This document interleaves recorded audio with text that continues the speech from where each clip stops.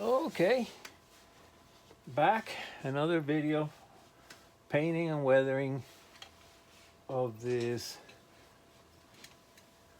Recon Panzer 38T. Done the basic color, done the camo, making it a 3-color camo. Now we're going to start the dry brushing. Again, I will do the same step regardless of the color of my vehicle. Even if it was Panzer gray, that's what I would do. I'm using XF57, both, straight out of the bottle. Trusty, cheap Blick Art 20 brush. And I'm just going to go over the edges.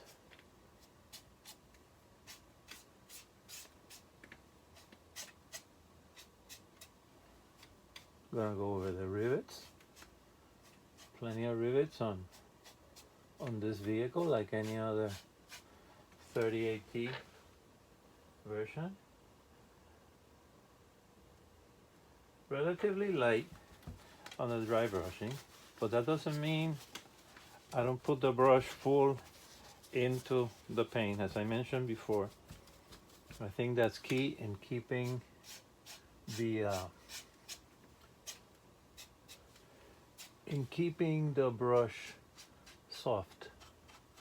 I'll go over I will later add some detail to that fire extinguisher.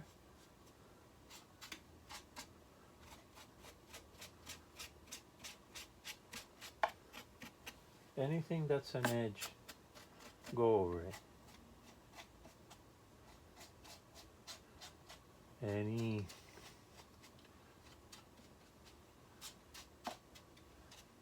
like that, any hinges, loops, edges, anything. You go over it with the buff. Again, I'm not gonna go over the whole vehicle, but I don't want anybody to think that this is some sort of secret. Very simple.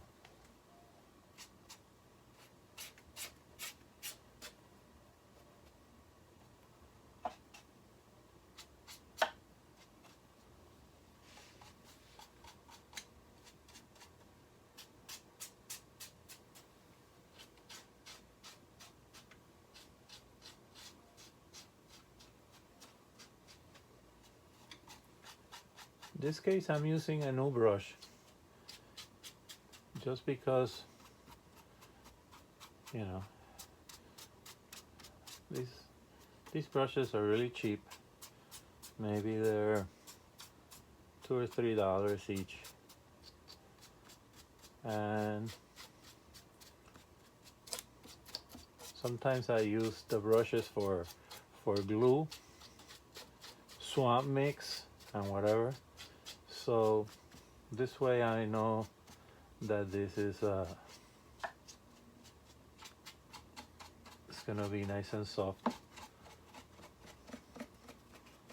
I'm not sure if in the video it shows, but you know, everything picks up. It's a little lighter. And again, somebody might think that it makes more sense to go like light green, lighter green, the same green, lighter mix where it's green. I don't know if I ever did it that way, but I know that once I tried the same color over all the colors, which is this buff, and I said no need to go over the different colors with different colors, just one pass.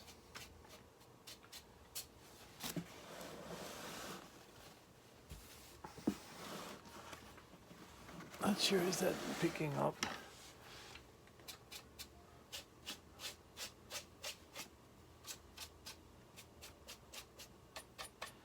I actually moved the spare tracks, I was looking at photographs of actual vehicles. You know, these major midnight vehicles, they're not rivet counter vehicles. You know, they're more or less. They're very nice. I love them. They're nicely detailed. A lot of the, you know, hatches open. Very nice static model, but they're not exact. So this extra track link piece was put over here. Not sure why, but the vehicle was pretty specific in the references. Had spare tracks here, up here in this shortened plate, and here. And there's no way you could get extra track links in there. This is not wide enough. So it's just that the vehicle probably will not give the exact measurements, or they made this hatch a little bit too wide. Whatever, it sure gives the feel of the vehicle.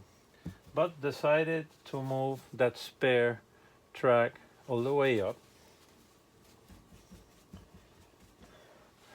Still worrying that maybe the that track will bother the turret that kind of has an overhang. Look how that picks up the edges of that visor. I'm telling you, it's no skill, it's technique. You know, have it pick up, even if it looks too dramatic. This is not the last step.